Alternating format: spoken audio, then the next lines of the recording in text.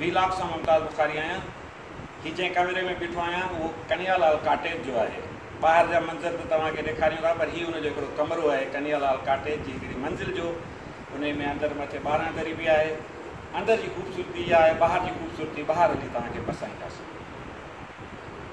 सो ही है कन्हैयालाल कॉटेज जो हिकिड़ो मंज़िल जो ॿाहिरियों हिसो। इन जी खूबसूरती है, इन खूबसूरती जा मंज़र मां तव्हांखे ॾेखारियां हितां कीअं था नज़र अचनि। ही लैंसडाउन पुल जेके अपने तारीख़ी पुल है उहा हितां नज़र ईंदी ऐं ही हितां मंज़र सखर जा ऐं रोडीअ जा सुहिणा मंज़र पसी सघजनि था। तो ही आहे कन्हैयालाल कॉटेज जी मंज़िल तां हिकिड़ो शॉट जेको तव्हांखे ॾेखारियूं पिया।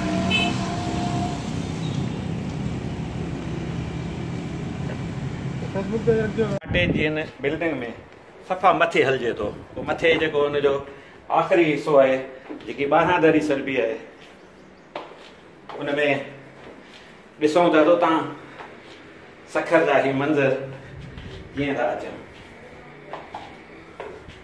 मथे था हलूं छोकी पुराणे तर्ज़ जूं ॾाकणियूं ठहियल आहिनि ऐं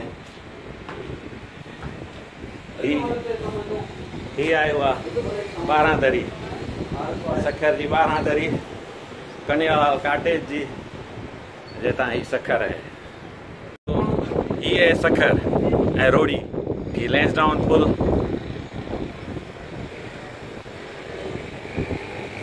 दूर सखर दरिया किनारे ऐं हिन ई 12 दरीअ मां ही रोड़ी शहर।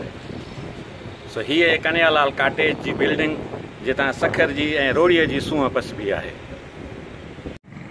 ही आहे सखर जी लैंसडाउन रोड़ीअ जी पुल, सखर रोड़ीअ जी मिलाईंदड़ पुल ऐं ही उनजे विच में सिंधु दरिया आहे। सिंधु दरिया सां गॾु इन जे सिंधु दरिया जे परे पासे नूं सदरुद्दीन शाह जी दरगाह आहे, पर ही हितां विच में हिकिड़ो ॿेट आहे। इहो ॿेट ख्वाजा ख़िज़िर जो ॿेट सरबो आहे जेको दरिया जे विच में आहे।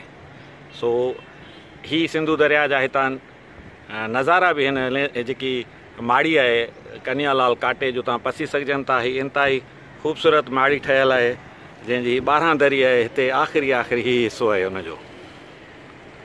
पंहिंजे हिन वीलॉग में हिन कन्हैयालाल कॉटेज जो उहे अहम ॻाल्हियूं ॿुधायां थो जेके शायदि तव्हां कॾहिं ॿुधियूं हुजनि। हिन में रहंदड़ हिकु रहवासी इमरान अहमद जो चवणु आहे त ही हिन बिल्डिंग में जेके 1932 में ठही हुई 34 में उन खे ॾिसण लाइ टाटा फैमिली हिंदुस्तान जी जेकी मशहूरु टाटा फैमिली आहे उन जी हिकिड़ी ख़ातून आई। उन ॿुधायो त ही उन जे वारसनि जी उन जे माइटनि जी ही बिल्डिंग आहे।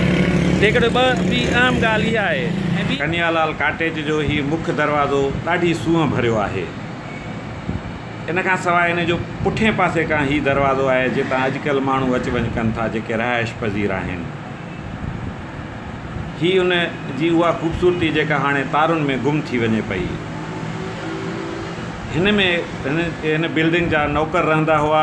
इहा बि हिकु शानदार तर्ज़ जी ठहियल आहे।